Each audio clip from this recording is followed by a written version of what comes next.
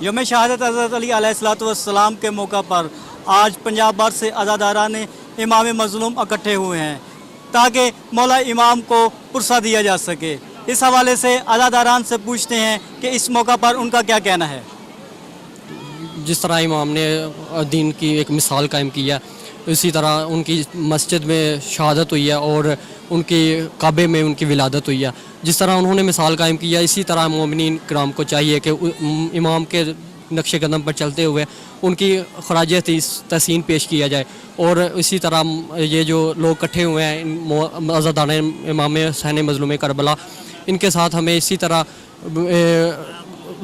ماتم عزاداری کے ساتھ ان کا خراج تحسین پیش کرنا چاہیے۔ اس کی وجہ سے ہم اکٹھے ہوئے ہیں کہ جس کی وجہ سے حضرت علی علیہ السلام کی شہادت ہے۔ ابھی برآمدی ہونے والی ہے، الوداع ہونے والا ہے جلوس۔ انشاءاللہ جب جلوس الوداع ہوگا اور آپ خود انشاءاللہ منظر دیکھیں گے۔ تاریخ میں سب سے بڑا اسلام کا جو خسارہ ہے اور جتنا نقصان ہے وہ آج کے دن کا ہوا ہے۔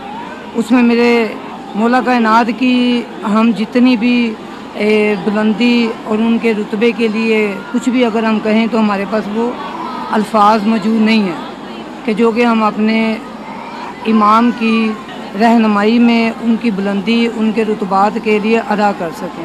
یوم شہادت حضرت علی علیہ الصلوۃ والسلام کے موقع پر عزاداران امام مظلوم کا کہنا تھا کہ آج کا دن بہت بڑا سوگ کا دن ہے، کیونکہ آج کے دن مولا کائنات حضرت علی علیہ الصلوۃ والسلام کی شہادت ہوئی، جس نے عالم اسلام اور دین کو کافی دھچکا لگا۔